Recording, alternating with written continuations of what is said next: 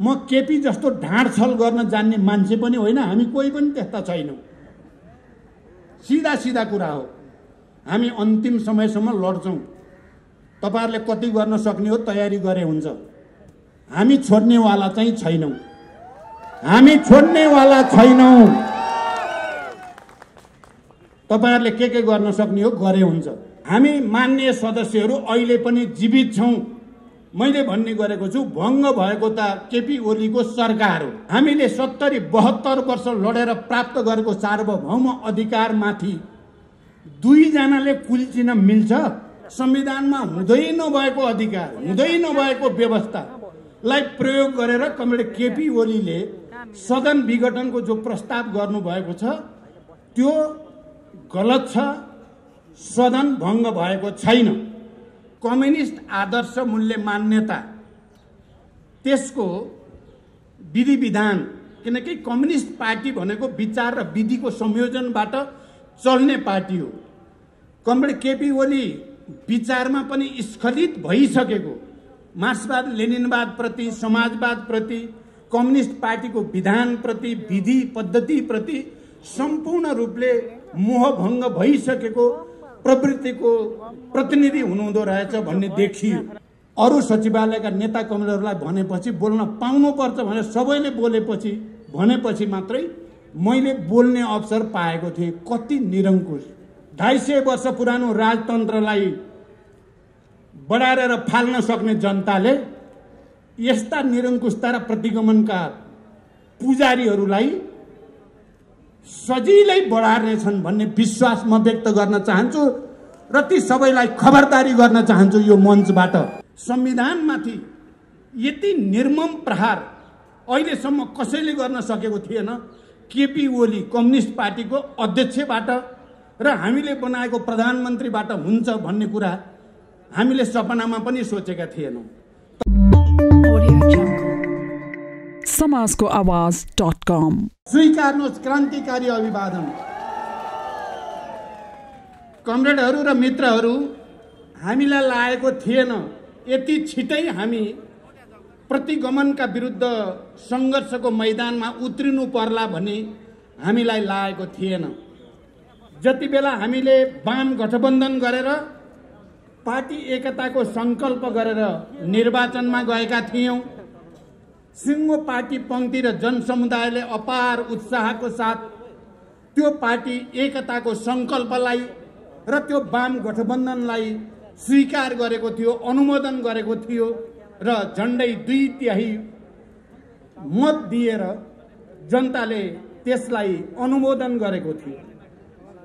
र 3 वर्ष पुग्दा नपुग्दै आज यो दिन आइपुग्ला भन्ने हामीले त्यति बेला सोचेका थिएनौँ। म आफै पार्टी एकताको पहिलो प्रस्ताव लिएर केपी ओली कमरेडलाई भेट्न जाँदा मैले यस्तो सोचेको थिइनँ कि 3 वर्षपछि हामी तिनै केपी ओलीको प्रतिगमनकारी कदमका विरुद्ध सडकमा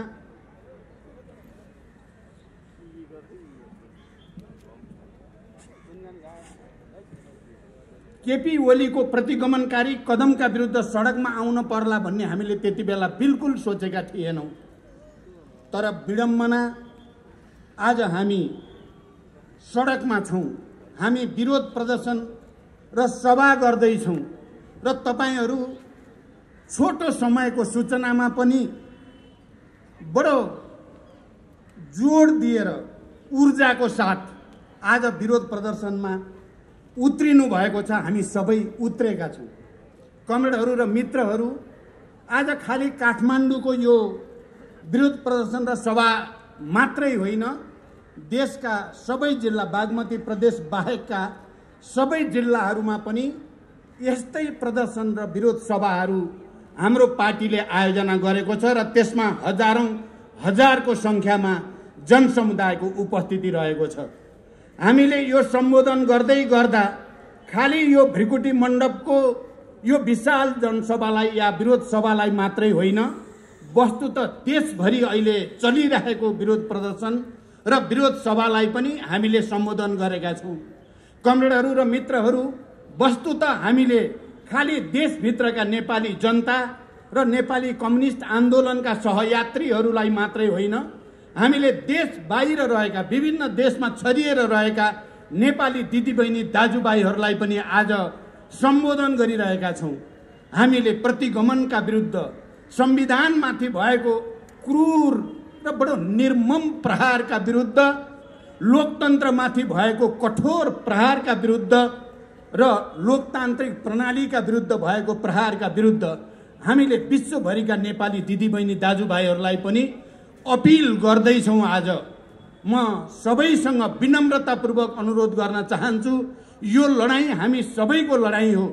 झन्डै 7 दशकदेखि हामीले झन्डै 70 वर्ष लामो कहिले सशस्त्र, कहिले शान्तिपूर्ण, कहिले जनयुद्ध, कहिले जनआन्दोलनको प्रक्रिया हुँदै अन्ततः अहिलेसम्म विश्वले मानेको सबैभन्दा लोकतान्त्रिक विधि संविधान सभाद्वारा संविधान बनाउने विधि, संविधान बनाउने सबभन्दा लोकतान्त्रिक विधि मार्फत हामीले संविधान निर्माण गर्यौं र त्यो संविधान संघीय लोकतान्त्रिक गणतन्त्रको संविधान भयो। प्रणालीको हिसाबले संघीय लोकतान्त्रिक गणतन्त्र र संविधान सभाबाट संविधान, यो दुवै नै अहिलेसम्म नेपाली जनताले, नेपालका जनताका हजारौं छोराछोरीहरूले रगत बगाएर बलिदान दिएर हासिल गरेको उपलब्धिको केन्द्रित अभिव्यक्ति हो। 70 वर्ष लामो संघर्षको परिणाम हो।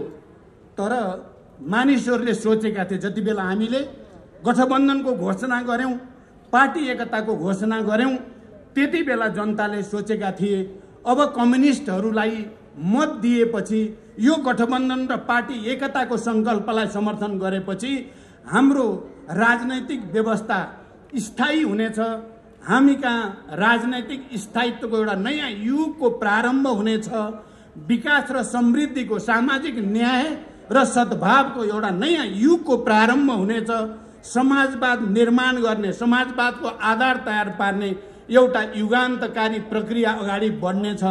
यो भरोसा नेपाली जनताले हामी माथि लिएको थियो। म नेपाली जनताको अगाडि आज उभिएर 3 वर्ष बित्दा नबित्दै हामीले नै बनाएको र हामीले नै पार्टीले नै अगाडि सारेको प्रधानमन्त्रीबाट 70 वर्ष लामो सङ्घर्ष र बलिदानबाट प्राप्त भएको संविधान र संघीय लोकतान्त्रिक गणतन्त्रमाथि प्रहार भयो भनेर म तपाईहरुको अगाडि उभिएर बोल्दै गर्दा म वस्तुतः तपाईहरुसँग थोरै क्षमा याचना गर्न चाहन्छु। मैले नै हो वाम गठबन्धन र पार्टी एकताको प्रस्ताव लिएर केपी ओली कहाँ गएको। मलाई थाहा त थियो कमरेड केपी ओली गणतन्त्रवादी आन्दोलनको पक्षमा हुनुहुन्थेन। मलाई थाहा थियो उहाँको सिद्धान्त बैलगाडाको सिद्धान्त हो भन्ने कुरा पनि मलाई थाहा थियो। आम नेपाली जनतालाई थाहा थियो उहाँको सिद्धान्त मार्क्सवाद लेनिनवाद र गणतन्त्रको सिद्धान्त होइन, बैलगाडावाला सिद्धान्त, बैलगाडामा चढेर अमेरिका जान सकिँदैन भन्ने सिद्धान्त मलाई थाहा थियो। उहाँ संघीयताको विरोधी हो भन्ने पनि मलाई थाहा थियो। उहाँ धर्मनिरपेक्षता विरोधी हो भन्ने पनि मलाई थाहा थियो। तर उहाँले भन्ने गर्नुहुन्थ्यो अब आँधी आयो, हुरी आयो, मैले पनि मान्दिएँ अब भन्ने गर्नुहुन्थ्यो र मैले त्यसलाई विश्वास गरेको थिएँ। उहाँले संघीय लोकतान्त्रिक गणतन्त्र मानिदिनु भयो, उहाँको मनले चाहिँ मानेको थिएन। तर आँधी हुरी जनताको आयो, आन्दोलनको विशाल महासागर आयो, उहाँ त्यसैमा बगिदिए भन्नुहुन्थ्यो उहाँले। तर आज घटनाक्रमले के पुष्टि गर्यो भने उहाँ बैलगाडामै हुनुहुन्छ। उहाँ हिजोकै गणतन्त्र विरोधी, संघीयता विरोधी, धर्मनिरपेक्षता विरोधी, समावेशी र समानुपातिक सिद्धान्त र मान्यता विरोधी, प्रतिगमनकारी ठाउँमा नै हुनुहुन्छ भन्ने देखियो। यस अर्थमा म तपाईँ नेपाली दिदीबहिनी दाजुभाइहरूको अगाडि हामीले उहाँलाई सचिए होला भन्ठान्यौं, तर अहिले तपाईहरुसँग उभिएर प्रतिगमन विरोधी आन्दोलनमा सहभागिताको निम्ति अपील गर्दै गर्दा कहीं न कहीं मलाई थोरै अप्ठ्यारो महसुस भएको छ र म तपाईहरुसँग क्षमा याचना पनि भन्न चाहन्छु। हामीले बुझ्न सकिएन छ केपी ओलीलाई यति छिटो संविधानमाथि यति निर्मम प्रहार अहिलेसम्म कसैले गर्न सकेको थिएन। केपी ओली कम्युनिस्ट पार्टीको अध्यक्षबाट र हामीले बनाएको प्रधानमन्त्रीबाट हुन्छ भन्ने कुरा हामीले सपनामा पनि सोचेका थिएनौं। तपाईहरु सबैलाई थाहा भइसकेकै छ। म भन्दा पहिला बोल्ने उद्घोषक कमरेडदेखि आफ्नो अध्यक्षको आसन ग्रहण गर्दै गर्दा कमरेड नारायण काजी श्रेष्ठ र अनि कमरेड झलनाथ खनाल र कमरेड माधव कुमार नेपालले धेरै कुरा राखिसक्नु भएको छ। समय घर्किँदै पनि छ। म लामो व्याख्या गर्न सम्भव देखिरहेको छैन, तर मैले केही कुरा भन्नै पर्छ। पहिलो कुरा त कमरेड केपी ओलीले कम्युनिस्ट आदर्श मूल्य मान्यता त्यसको विधि विधान, किनकि कम्युनिस्ट पार्टी भनेको विचार र विधिको संयोजनबाट चल्ने पार्टी हो। कमरेड केपी ओली विचारमा पनि स्खलित भइसकेको मार्क्सवाद लेनिनवाद प्रति, समाजवाद प्रति, कम्युनिस्ट पार्टीको विधान प्रति, विधि पद्धति प्रति सम्पूर्ण रूपले मोहभङ्ग भइसकेको प्रवृत्तिको प्रतिनिधि हुनुहुँदो रहेछ भन्ने देखियो।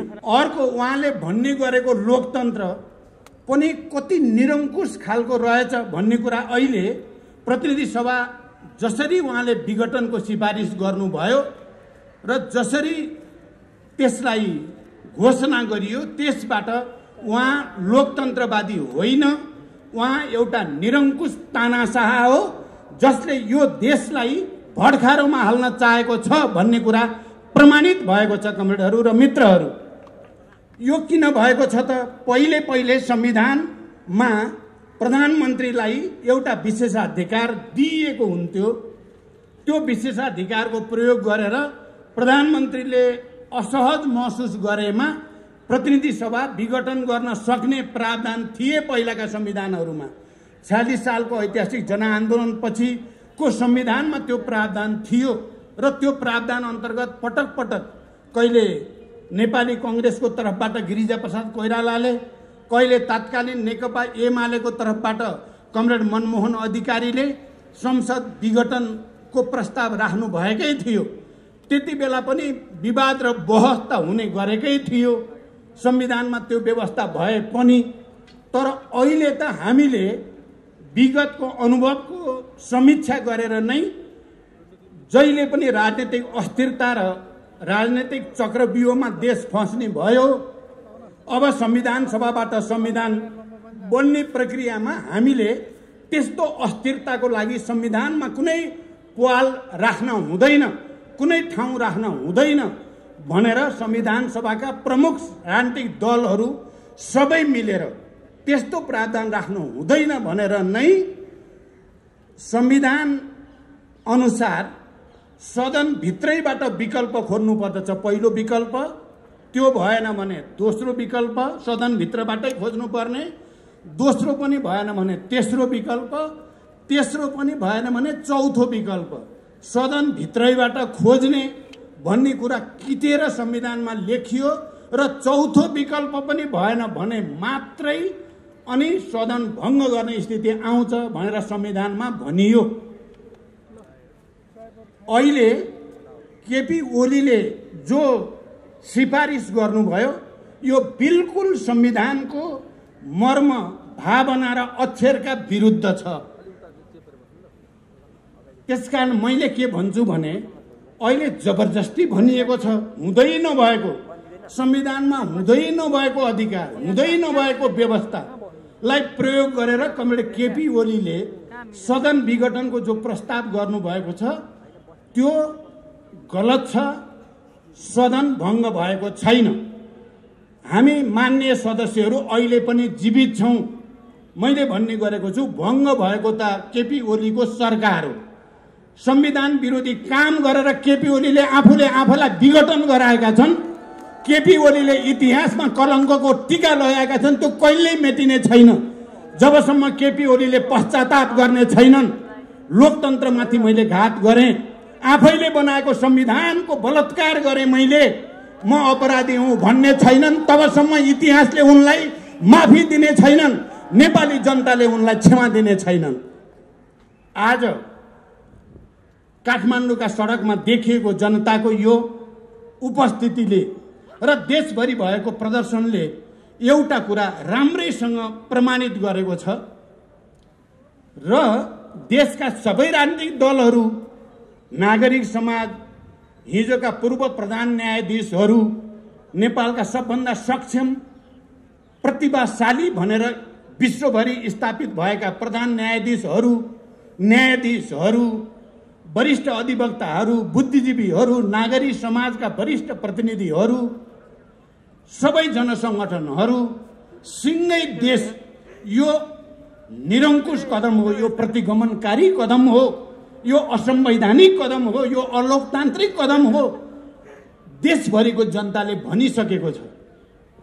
म भरोसा गर्न चाहन्छु हाम्रो सम्मानित सर्वोच्च अदालतले सँगै देशको यो आवाजलाई र संविधानका अक्षर र भावनालाई सर्वोच्च अदालतले सम्मान गर्नेछ। म भरोसा व्यक्त गर्न चाहन्छु। म यो कुरा सोच्न पनि सक्दिनँ कि हाम्रो सम्मानित सर्वोच्च अदालतले संविधानको मर्म र भावना बुझ्दैन भनेर म सोच्न पनि सक्दिनँ। हाम्रो सम्मानित सर्वोच्च अदालतले देशका तमाम बौद्धिक जमात, नागरिक समाज, हिजोका कानुनी क्षेत्रमा काम गर्ने तमाम बुद्धिजीवीहरू, सबै राजनीतिक दलको भावना विपरीत जान्छ भनेर म कल्पना पनि गर्न सक्दिनँ। मलाई लाग्छ तपाईँ हामी सबै यदि कुनै खालको असहज परिस्थिति छ भने म सम्मानित अदालतलाई यो जनताको प्रदर्शन र सभा जो देशभरि भएको छ यो सहजीकरणको निम्ति हो भनेर बुझिदिन, सही फैसला गर्नको लागि जनताले गरेको सहजीकरण यो हाम्रो पार्टीले मात्रै गरेको होइन, यसलाई त्यो रूपमा बुझिदिन म आग्रह गर्न चाहन्छु। र यो आन्दोलनको यो सुरुवात मात्रै हो। म सबैलाई यो कुरा पनि भन्न चाहन्छु। मैले अहिले यहाँ बस्दै गर्दा एउटा कुरा सम्झेँ। 46 सालको ऐतिहासिक जनआन्दोलनको तयारीको बेला थियो। एउटा आमसभामा कमरेड मदन भण्डारी प्रमुख वक्ताको रूपमा बोल्दै हुनुहुन्थ्यो। त्यो सभालाई उहाँले भन्नुभएको थियो, यो त आन्दोलन होइन, यो त आन्दोलनको टेलर मात्रै हो, यो त भत्केउरो आएको मात्रै हो, जन्ती आउनै बाँकी छ, बाजा बज्नै बाँकी छ। मैले पनि आज के सोचेको छु भने यदि संविधानमाथिको यो निर्मम प्रहारलाई सच्याउने कोसिस गरिएन भने, लोकतन्त्रमाथिको यो प्रहारलाई सच्याउने कोसिस गरिएन भने यो भत्केउरो मात्र साबित हुनेछ। भोलि त आँधी हुरी आउनेछ। नेपाली जनता जागिसकेका जनता हुन्। लामो सङ्घर्ष र बलिदानको इतिहास बोकेर नेपाली जनतामा राजनीतिक जागरणको र चेतनाको नयाँ युग प्रारम्भ गरेको नेपाली जनता हो। छोड्ने छैन नेपाली जनताले। म खबरदारी गर्न चाहन्छु प्रतिगमनका पक्षपातीहरूलाई। तिमीहरूले यदि सोचेका छौ भने जनता भनेका यस्तै हुन्, झुकियासी झुकिहाल्छन्, ठगेसी ठगिहाल्छन् भन्ने ठानेको हो भने त्यो तिमीहरूको ठुलो भुल हो। बरु समयमै गल्ती सच्याउँदा जनताले क्षमा दिन सक्छन् तिमीहरूलाई। त तिमीहरूले सच्याएनौ भने 250 वर्ष पुरानो राजतन्त्रलाई बढाएर र फाल्न सक्ने जनताले यस्ता निरङ्कुशता र प्रतिगमनका पुजारीहरूलाई सजिलै बढार्नेछन् भन्ने विश्वास म व्यक्त गर्न चाहन्छु र ती सबैलाई खबरदारी गर्न चाहन्छु यो मञ्चबाट।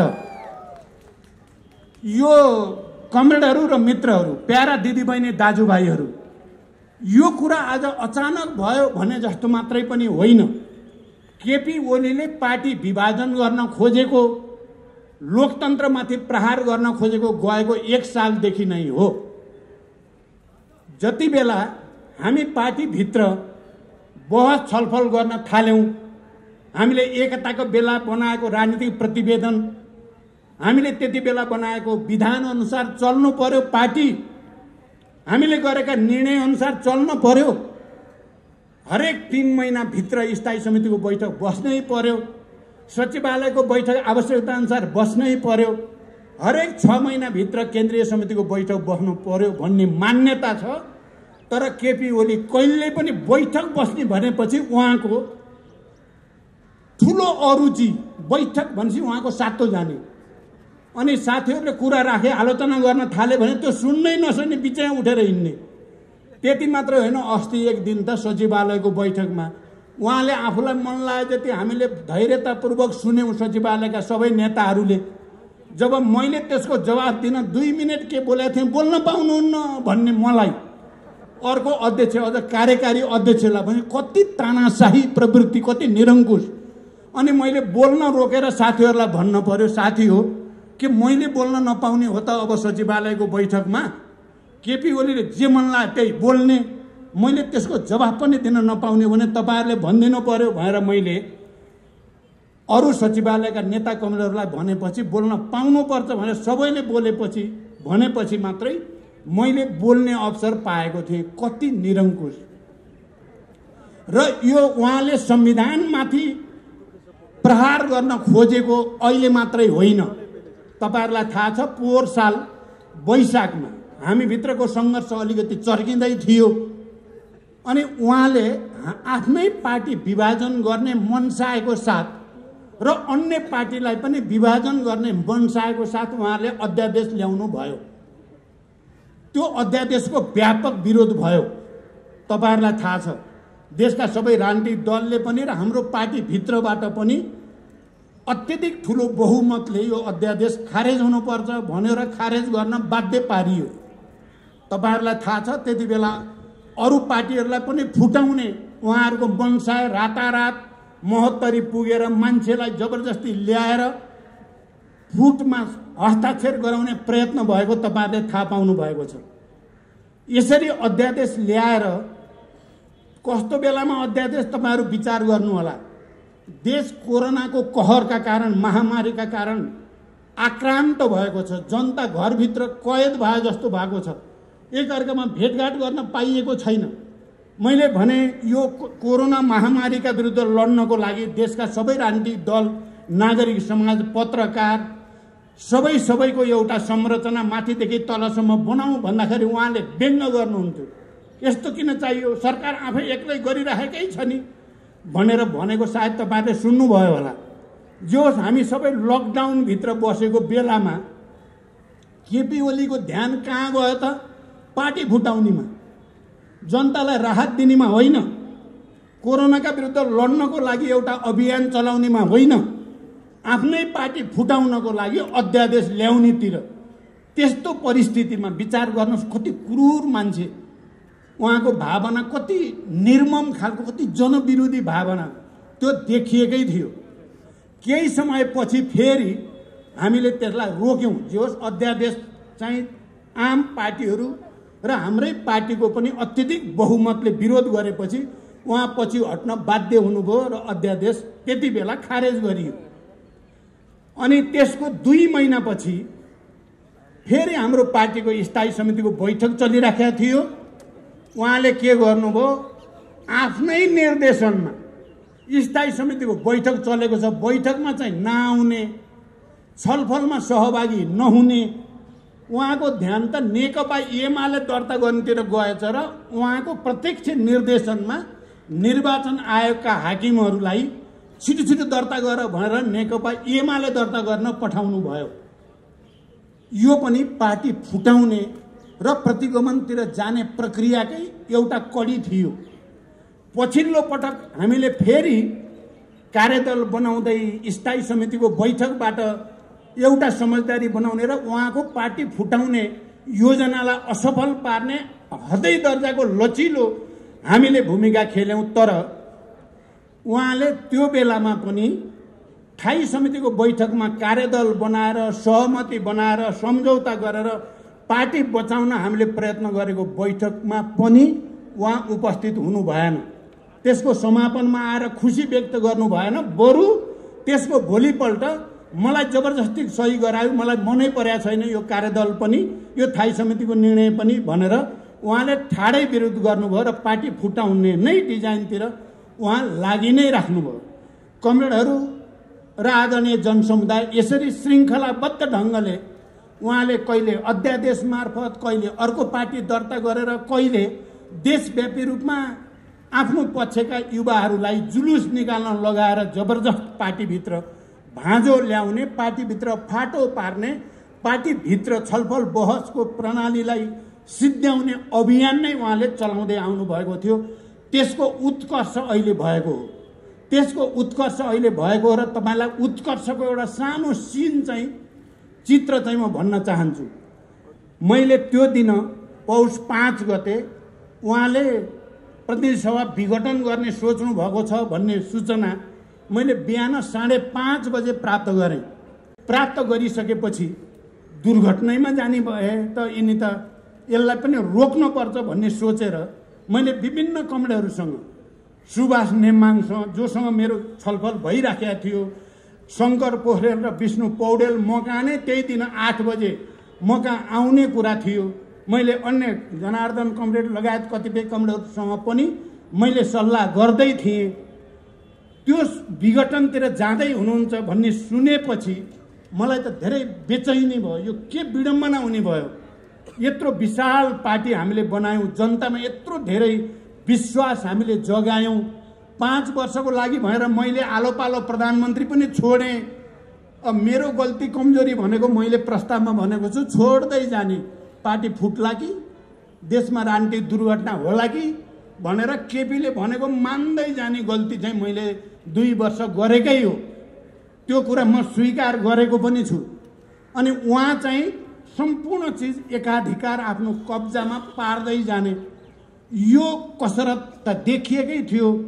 अनि त्यो दिन मैले 8 बजेतिर उहाँलाई फोन गरेर तपाईँ अलिकति एक्सट्रिम डिसिजनतिर जाँदै हुनुहुन्छ भन्ने सूचना मैले पाएँ।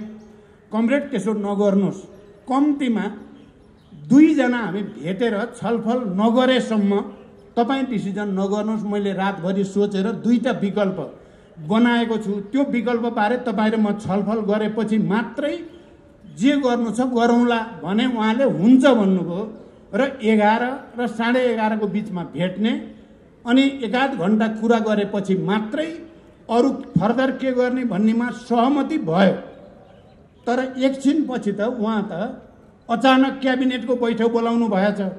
अनि क्याबिनेटको बैठक बोलाइसकेपछि मलाई त झन् चिसो पस्यो। अनि मैले फेरि उहाँलाई फोन गरेँ, अनि तपाईँले त क्याबिनेट बोलाउनु भएछ फेरि। मैले त क्याबिनेट अगाडि तपाईँसँग भेट्ने पो भनेको हो भनेर भने मैले। त्यसो भएपछि म तुरुन्तै आउँछु तपाईँ कहाँ। क्याबिनेटभन्दा अगाडि तपाईँ र म कमसेकम 15-20 मिनट भए पनि कुरा गर्न पर्छ भनेर म गाडी लिएर निक्लिहालेँ। म पुग्दा नपुग्दै उहाँ क्याबिनेटभित्र छिरिहाल्नु भयो। अनि म उहाँको निवासमा जाँदा सुभाष नेमाङ त्यहाँ हुनुहुन्थ्यो। किन उहाँ त मसँग कुरा गरेर मात्रै जाने भन्ने भएको थियो, त उहाँले त गइ नै हाल्नु भएछ भन्दा सुभाषजीले मलाई भनेको चाहिँ उहाँले भन्नुभयो होइन उहाँ त अध्यादेश फिर्ता लिन जानुभएको भन्नुभएको छ मलाई भन्दा थोरै राहत आयो मलाई चाहिँ। ए अध्यादेश फिर्ता लिन जाएको हो भने त राम्रै कुरा भयो। तर 5 मिनट के बसेका थिएँ, क्याबिनेटबाटै सूचना आयो मलाई कि प्रतिनिधि सभा भङ्ग गर्ने प्रस्ताव भइसक्यो भनेर सूचना आएपछि म चाहिँ निकै नै स्तब्ध जस्तो भएँ। त्यहाँ यति ठुलो ढाँट छल जाल झेल गर्नुपर्छ त पार्टीभित्र? तपाईँहरू विचार गर्नुहोस्। यसरी नियोजित रूपमा उहाँले यो सङ्घीय लोकतान्त्रिक गणतन्त्रका विरुद्ध, लोकतन्त्रका विरुद्ध, हाम्रो संविधानका विरुद्ध अभियान चलाएको र एउटा ग्रान्ड डिजाइन अन्तर्गत, एउटा नियोजित षड्यन्त्र अन्तर्गत जनताका विरुद्ध यो प्रहार भएको हो भन्ने यसबाट प्रमाणित भएको छ। र मैले त्यसकारण भनेको छु कि अब यसलाई रोक्ने मुख्य ताकत कुन हो त? हामीले यो सङ्घीय लोकतान्त्रिक गणतन्त्रको संविधान बनाउँदा संविधानको प्रस्तावनामा नै लेखेका छौँ हामी सार्वभौम नेपाली जनता आफ्नो प्रतिनिधि मार्फत संविधान सभाबाट संघीय लोकतान्त्रिक गणतन्त्रको यो संविधान घोषणा गरेका छौं भनेको छ। अर्थात् हाम्रो यो संविधानले पहिलोचोटि नेपाली जनतालाई सम्पूर्ण रूपले सार्वभौम भनेको छ। यो भन्दा अगाडि त राजा महाराजा समेत जोडेर हुन्थ्यो। यो पटक सम्पूर्ण रूपले नेपाली जनता सार्वभौम अधिकार सम्पन्न छन् र उनीहरूको सार्वभौम अधिकारको प्रयोग गरेर नै संविधान सभाबाट संघीय लोकतान्त्रिक गणतन्त्रको संविधान घोषणा गरिएको हो भने हाम्रो पार्टीले र हामीले के सोच्यौं भने अब यो प्रतिगमनलाई रोक्ने, यो प्रतिक्रान्तिलाई रोक्ने, यो लोकतन्त्रको हत्या गर्ने प्रवृत्तिलाई रोक्ने तागत नेपाली जनतामा मात्रै छ। प्रतिक्रियावादीहरू जताकतैका उनीहरू चाहिँ कम्युनिस्ट पार्टी विभाजन हुँदा खुसी भएका छन्। उनीहरूमा खुसियाली छाएको छ। सार्वभौम नेपाली जनतामा जानु र जनताको साथ लिएर अगाडि बढ्नु बाहेक यो प्रतिगमन सच्याउने अर्को कुनै कारगर, प्रभावकारी, शक्तिशाली, दुनियाँको कुनै ताकतले रोक्न नसक्ने अरू कोही छैन भनेर हामी जनतामा जान पार्टीको तर्फबाट पहिलो चरणको कार्यक्रम घोषणा गरेर आएका छौं। म देशभरिको जनतालाई पनि विशेष अनुरोध गर्न चाहन्छु, हामीले 70-72 वर्ष लडेर प्राप्त गरेको सार्वभौम अधिकारमाथि दुईजनाले कुल्चिन मिल्छ? तपाईहरुले निर्वाचित गरेर पठाएको र त्यो सार्वभौम अधिकार सदनमा दिएको हो र त्यो सदनलाई दुईजना व्यक्तिले हत्या गर्न मिल्छ? कदापि मिल्दैन। त्यसकारण हामी तुरुन्तै हामीले एक्सनमा जानु पर्दछ। हामीले हाम्रो सार्वभौम अधिकार अपहरण भएको टुलुटुलु हेरेर बस्न सकिँदैन। जरुरी पर्छ भने हामी कठोर सङ्घर्षमा जान पनि तयार हुनु पर्दछ भनेर भनेका छौं। म अहिलेको प्रसङ्ग अलिकति तपाईहरुलाई राख्न चाहन्छु।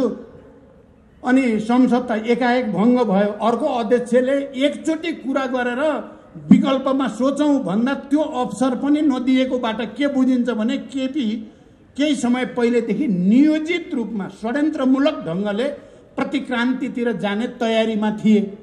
अनि म चाहिँ उहाँ केपीजी आइसकेपछि तपाईले त सिध्याइहाल्नु भएछ नि भने मैले अब मिलेर चुनावमा जाने भन्नुभयो। के को चुनाव? तपाईले गरेर चुनाव हुने हो?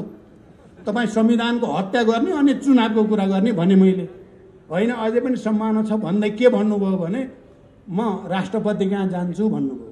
होइन, अलिकति चाहिँ केही कुरा गर्नु न, के छ उपाय भन्दाखेरि म राष्ट्रपतिलाई अहिले भर्खरै स्वीकृति नगर भन्न जान्छु भने क्या। त्यो लास्ट आवर्स नि ढाँड छल बाहेक केही पनि नभएको बुझ्नु होला है। यो गहिरो छ कुरा हेर्दा सानो सानो जस्तो तर गहिरो छ। म पार्टी अध्यक्ष, उहाँ समेतले कार्यकारी भनिएको अध्यक्ष, अनि राष्ट्रपतिलाई तुरुन्तै स्वीकृति नगर्नुहोस्, हामी सल्लाह गर्छौं भन्न जान्छु, म 10 मिनेटमा आउँछु भन्नुभयो उहाँले। 10-15 मिनेटमा आउँछु। अब त्यो पनि ढाँट कुरा हो भन्ने त मलाई लागिहाल्यो। त्यहाँ चाहिँ म भ्रमित थिइनँ। तै पनि चाहिँ मैले ठिकै छ हाम्रो त, किनभने त्यहाँ बैठक पनि थियो स्थायी समितिको। बैठकमा त मलाई आउनु नै थियो। त्यसो भए खाना खाएर म 12 बजे आउँछु भनेर म हिँडेँ र त्यहाँ आउँदा नआउँदा त एकैछिनपछि राष्ट्रपतिबाट पनि लालमोहर लागिसकेको सूचना आइ नै हाल्यो। उहाँ गएको मलाई त यो स्वीकृति नगरिहाल्न भन्छु नि त म राष्ट्रपतिलाई भन्नुभयो। उता गएर भन्नु के भएछ भने छिटो गर यहाँ फेरि चाहिँ मलाई दबाब आउन थाल्यो भनेको बुझियो। यसबाट उहाँको मनस्थिति कति प्रतिक्रान्तिकारी दिशामा गएको, संघीय लोकतान्त्रिक गणतन्त्रका विरुद्ध प्रहार गर्न कति हतार उहाँलाई भएको भन्ने यसबाट प्रमाणित भएको छ। त्यसकारण कमरेडहरू र मित्रहरू, यो हाम्रो लागि मैले बुझ्दा जीवन मरणको सङ्घर्ष हो। हामीले संविधान बनाउँदा तपाईँ हामीलाई थाहा छ कयौं शक्तिहरू, हिजोका प्रतिगमनकारी तत्त्वहरूदेखि भित्र बाहिरका, म अहिले कसैको नाम लिन चाहन्न, संविधान घोषणा रोक्नको लागि धेरै मेहनत गरेका थिए र हामीले आफ्नो सार्वभौम अधिकारलाई प्रयोग गरेर, जनताको सार्वभौम अधिकारलाई सम्मान गरेर हामीले संविधान घोषणा गरी छाडेका थियौँ र त्यो संविधान घोषणा गरेको प्रतिक्रान्तिकारीहरूलाई, प्रतिगमनकारीहरूलाई मन परेको थिएन। अरू पनि कतिपयलाई मन परेको थिएन। निर्वाचन गर्नेतिर गयौँ। मैले निर्वाचनको सुरुवातको नेतृत्व गर्ने मौका मैले पाएँ र स्थानीय तहको निर्वाचनको सुरुवात गर्ने नेतृत्व मैले गरेँ पनि। धेरै मेहनत गरेर देशलाई पनि एकताबद्ध राख्ने, मधेस, पहाड, हिमाल सबैलाई पनि यो प्रक्रियामा सहभागी गराउँदै निर्वाचनतिर लाने काम भयो। त्यति बेला पनि अवरोधहरू थिए, तर हामी आफ्नै खुट्टामा उभिएर हामीले ती अवरोध पन्छाएर देशलाई निर्वाचन प्रक्रियातिर लगेर सङ्घीय लोकतान्त्रिक गणतन्त्र संस्थागत गर्ने काम गर्यौँ। त्यो प्रक्रियाको सुरुवात गर्यौँ। तर आज आफ्नै पार्टीको प्रधानमन्त्रीले यति निर्ममताका साथ प्रतिक्रान्तिकारीको गोटी भएको हेर्नुपर्ने अवस्था जो सृजना भएको छ, त्यसकारण हामी भर्खरै केन्द्रीय समितिको बैठक बसेर पनि हामीले निर्णय गर्यौँ कि यो लाइफ एन्ड डेथ नेपाली जनताको लागि, नेपाल राष्ट्रको भाग्य भविष्यको निम्ति एकचोटि फेरि जरुरी पर्यो भने निर्मम सङ्घर्ष गर्न तयार हुनुपर्दछ भनेर हामीले निर्णय गर्यौँ र आज हामी यहाँ छौँ। भोलि नै हामी अर्को चरणको कार्यक्रमको तयारी गर्दैछौँ। योभन्दा अलिक कडा म सबैलाई भन्न चाहन्छु। तपाईहरुले सोध्नु भएको छ प्रधानमन्त्रीले या अरूहरूले भने तपाईहरु भ्रममा नबस्नु होला। म केपी जस्तो ढाँडछल गर्न जान्ने मान्छे पनि होइन, हामी कोही पनि त्यस्ता छैनौँ। सीधा कुरा हो। हामी अन्तिम समयसम्म लड्छौँ। तपाईहरुले कति गर्न सक्ने हो तयारी गरे हुन्छ। हामी छोड्नेवाला चाहिँ छैनौँ। हामी छोड्नेवाला छैनौँ। तपाईहरुले के गर्न सक्ने हो गरे हुन्छ। मैले भनेको छु, एक अर्थमा मैले नकारात्मक अर्थमा केपीलाई धन्यवाद पनि भनेको छु। केपीलाई दुई ठाउँमा मैले धन्यवाद भनेको छु। यहाँ पहिला अलिकति अन्तरसङ्घर्ष चल्न थालेपछि केपीजी मसँग मैले आलोचना गरेँ भनेर बेसरी रिसाउनु भयो। रिसाएर तपाईहरुले सुनिसक्नु भएको छ, कुर्सी मेरो र केपीको अगाडि हुन्थ्यो, अरू 7 जना सचिवालयका सदस्यको त पछाडि यता अर्कोपट्टि हुन्थ्यो कुर्सी। उहाँ रिसले चुर भएर एक दिन त मेरो कुर्सी हटाएर लएर उता राखिदिनु भएछ 7 जनातिर। मेरो त कुर्सी नै छैन। माधवजीले मलाई भन्ने गर्नुहुन्छ, म भए त त्यो कुर्सी उचालेर लएर केपीको आडमा लएर उता सर भन्थे भन्नुभयो। माधवजीले अहिले नि भन्नुहुन्छ, अहिले मौका परे भयो अहिले भनिसक्नुहुन्थ्यो। ठिकै हो माधवजीको कुरा। म माधवजीको भावना र स्पिरिटलाई बुझ्छु राम्रोसँग, म सम्मान पनि गर्छु।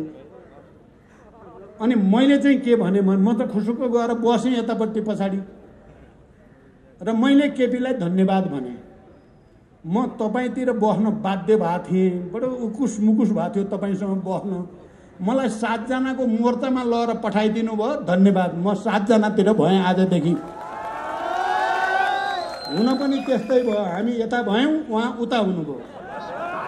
उहाँ प्रतिगमनकारी हुनुभयो, हामी फेरि एकचोटि क्रान्तिकारी भयौँ। त्यसकारण उहाँलाई धन्यवाद। अहिले पनि मैले धन्यवाद भनेको छु। एक अर्थमा कतिपय साथीहरूले प्रचण्ड जस्तो मान्छे, माधव नेपाल, झलनाथ खनाल, नारायण काजी, अरू नेताहरू, अमृत बोहरा, ठुला सबै चाहिँ सडकमा पलेटी कसेर बसेको देख्दा टिस लागेछ क्या साथीहरूलाई।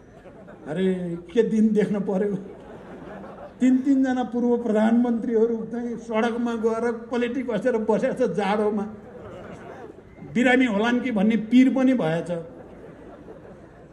र जुलुस लिएर नारा लाउँदै हिँडेको दृश्य देख्दा चाहिँ बडो कस्तो टिस लागे जस्तो, माया लागे जस्तो पनि, अलिअलि बैराग लागे जस्तो पनि खबर मलाई आयो। मैले के भने होइन, जसरी केपीले मेरो कुर्सी झिकिदिएर मलाई 7 जना सचिवालयका सदस्यको मोर्चा बनाउन सहयोग गर्नुभयो, अहिले केपीजीले सदन भङ्ग गरेर मलाई जनताको मित्र फेरि जनताको छोरो बनाउन पठाइदिनु भयो, त्यसकारण धन्यवाद।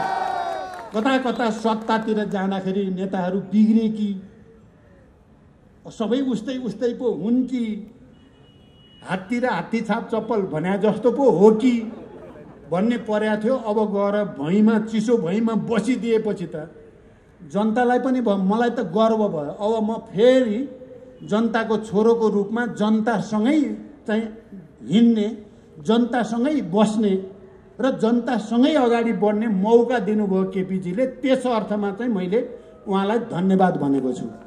र कमरेडहरू र मित्रहरू, प्यारा दिदीबहिनी दाजुभाइहरू, यो आन्दोलन, यो प्रतिगमन नसच्चिँदासम्म, यो प्रतिनिधि सभा विघटनको प्रतिक्रान्तिकारी कदम नसच्चिँदासम्म रोकिने छैन। मलाई विश्वास छ। अहिले म यस अर्थमा खुसी छु। मैले फेरि भन्ने गरेको छु, लडाइँ त हामीले जितिसक्यौँ। हिजो जनयुद्धको बेलामा या जनआन्दोलनको बेलामा मैले हिसाब गर्थेँ, पहिला विचार, राजनीति, जनभावना अनुसार योजना बन्यो कि बनेन र हामी जनतासँग जोड्यौँ कि जोडिएनौँ भन्ने कुरालाई बडो गहिरो गरी विचार गर्थेँ मैले र योजना बनाउँथेँ। जनतासँग जोडिने योजना बनिसकेपछि लडाइँ लड्नुभन्दा अगाडि नै हामीले जित्यो भन्थेँ मैले। हामीले जित्छौँ। अहिले पनि मैले भनेको छु, हामीले लडाइँ जिति नै सक्यौँ। कमरेडहरू र मित्रहरू, हामीले जित्यौँ। किन जित्यौँ त? हामी जनताको साथमा भयौँ, केपी प्रतिगमनकारीको साथमा भयो। उनले लडाइँ हारे, हामीले लडाइँ जित्यौँ। लडाइँ जितको सबभन्दा ठुलो आधार भने जनतासँग को छ, लोकतन्त्रको पक्षमा को छ, समाजवादको पक्षमा को छ, कम्युनिस्ट पार्टीको सिद्धान्त विधि विधानको पक्षमा को छ, त्यसले जित्ने कुरा हो। हामीले जित्यौँ। अझ अहिले त अझ दृढताको साथ हामीले भन्न सक्ने कुरा के छ भने यो कदमका विरुद्ध के प्रतिपक्ष, के सदनमा भएका राष्ट्रिय दलहरू, के हिजोका प्रधान न्यायाधीश, अधिवक्ताहरू, के आजका बुद्धिजीवीहरू, सङ्घ संस्था, कहिले 22वटा, कहिले 25वटा, कहिले 54वटा, सब खडा भएका छन्। यो अलोकतान्त्रिक छ, असंवैधानिक छ र अब देशभरिको जनताले बुझिसकेको छ कि यो अलोकतान्त्रिक, असंवैधानिक, निरङ्कुश कदम हो, यसलाई सच्याइ नै पर्छ भन्ने छ। अब मैले त अरू भन्न सक्ने कुरा छैन। जहाँ यो पुगेको छ ती ठाउँहरूले यो राष्ट्रको आवाजलाई, जनताको, आम नेपाली जनताको भावना र चाहनालाई सम्मान गरेर छिटोभन्दा छिटो निकास दिनेछन् भनेर भरोसा गर्नु बाहेक त हामीले अहिले त अरू धेरै गर्न सक्दैनौँ। पार्टीको कुरा छ, पार्टीको कुरा निर्वाचन आयोगमा छ। हामी अस्ति केन्द्रीय समितिको बैठक बस्यौँ, यो सबैलाई थाहा भएकै कुरा हो। केन्द्रीय समितिको 70% भन्दा बढीको उपस्थितिमा हामी केन्द्रीय समितिको बैठक बस्यौँ र हामीले सशरीर देखाउन पर्यो, शरीरै देखाइदिनु पर्यो भनेर तपाईहरुले देख्नुभयो। हामी निर्वाचन आयोगमा गयौँ र निर्वाचन आयोगका प्रमुख आयुक्त र अन्य आयुक्तहरूसँग हामी यहाँ छौँ भन्यौँ र चाहिन्छ भने हामी 300 जना केन्द्रीय सदस्यहरूलाई लाइन लगाएर तपाईहरु शनाखत गर्न पनि हामी तयार छौँ। तर कुनै भ्रममा कोही पर्न भएन भनेर हामीले अपिल गरेका छौँ। त्यहाँ पनि हाम्रो भरोसा छ। तर कुरा के रहेछ कमरेडहरू र मित्रहरू भने प्रतिक्रान्तिकारीहरू, प्रतिक्रियावादीहरू र गलत प्रवृत्तिका मान्छेहरू जाल, जेल, षड्यन्त्र, विधि पद्धति बाहिर अँध्यारा कुनामा राति राति चाहिँ के हुन् के बैठक भएको पनि सुनेको छु मैले। आज चाहिँ भन्दैन, अर्को दिन भनौँला तपाईहरुलाई। कस्ता कस्ता मान्छेका बैठक बसेर रहेछन् भन्ने कुरा पनि उनीहरू त्यसो गर्दा रहेछन्। हामी दिउनको उज्यालोमा खुल्लम खुल्ला सिधा सिधा पारदर्शी तरिकाले जनतासँग वार्ता गर्नुमा यही हो फरक। केपी र हाम्रो फरक त्यहाँ छ। हामी सिधा सिधा भनिरहेका छौँ र पार्टीको वैधानिकताको कुरा र सूर्य चुनाव चिन्हको कुरा यो त दिनको घाम जत्तिकै छर्लङ्ग छ। 70% भएको पार्टी नहुने अनि 100 को वरिपरि बसेर 1200 बनाए भनेर नौटङ्की गर्ने, त्यो पनि कहीँ छलफल छैन। कहीँ छलफल छैन। एकजना व्यक्तिले 1200 भनेपछि 1200 हुने, यस्तो पनि हुन्छ दुनियाँमा कहीँ? कम्युनिस्ट सिद्धान्त, पद्धति, विधि, एकजनाको सनकमा संसद भङ्ग, सनकमा चाहिँ चुनावको घोषणा, सनकमा चाहिँ 1200 एकजनाले सिधै, त्यहाँ कहीँ छलफल छैन। त्यसकारण कमरेडहरू, यो ऐतिहासिक क्षण हो। हामी जति सशक्त रूपले अगाडि बढ्छौँ त्यति छिटो यो सच्याइन्छ। मैले बुझ्दा सडकले नै हो सच्याउने, जनताले नै हो सच्याउने। अरू कुरा पनि हामी गरौँला। अदालतसँग हामीले सम्मान गर्ने हो, अदालतलाई सम्मान बाहेक केही गर्न मिल्दैन। हामी गर्दैनौँ पनि।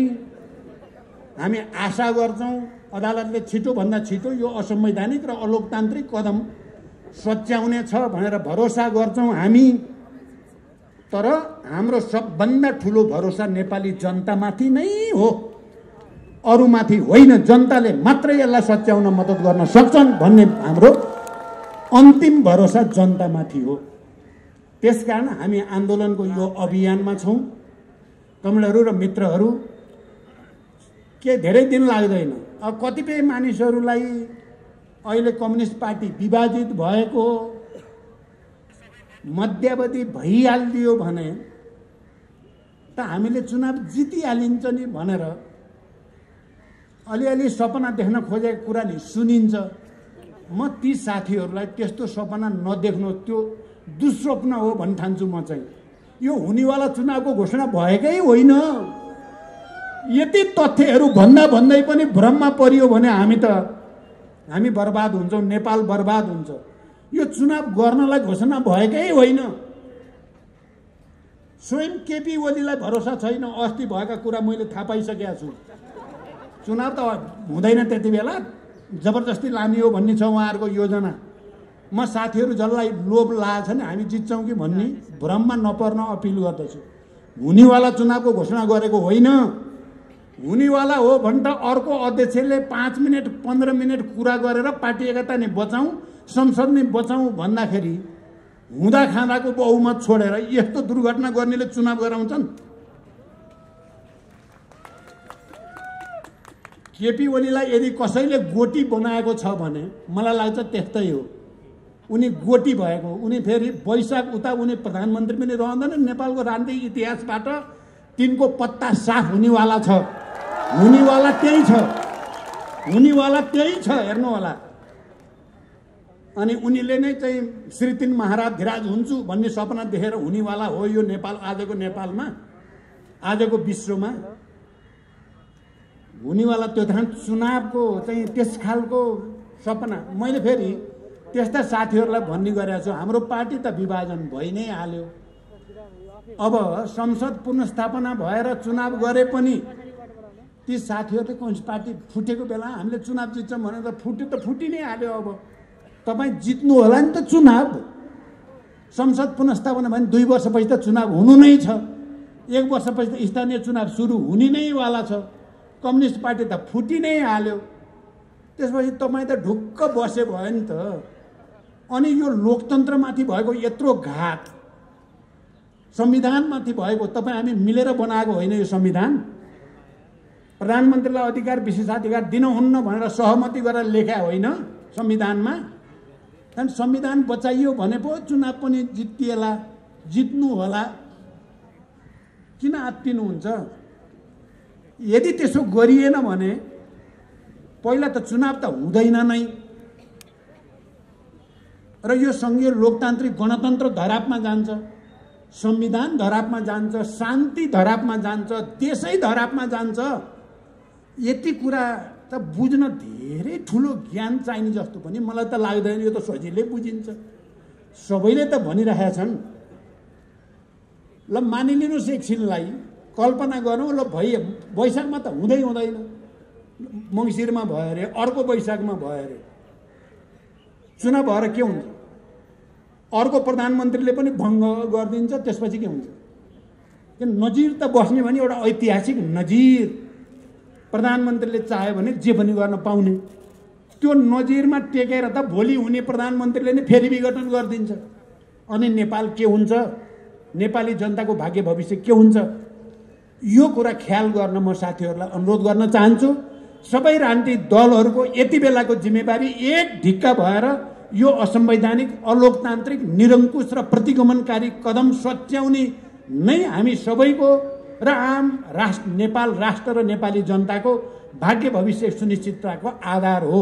त्यसकारण म उहाँहरूसँग हातेमालो गर्न, उहाँहरूसँग सहकार्य गर्न, यसलाई सच्याएर अनि फेरि मिलेर जान म अपिल गर्न चाहन्छु। यो मेरो गम्भीर अपिल हो।